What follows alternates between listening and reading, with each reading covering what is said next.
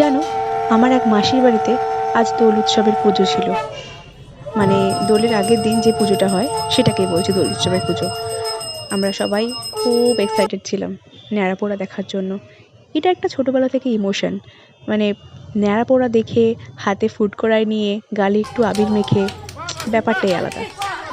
সবাই খুব এনজয় করছিল দেখো।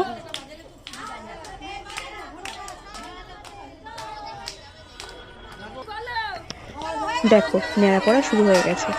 সবাই বলে যে আজকের দিনে এই যে আগুনটা পোড়ে সেটা নাকি সব পাপকে একদম পুড়িয়ে খাক করে দেয়, যাতে সব পাপ মুছে শুধুই পুণ্যটা আমাদের কাছে থাকে, শুধুই ভালোটা থাকে, শুভ শক্তি।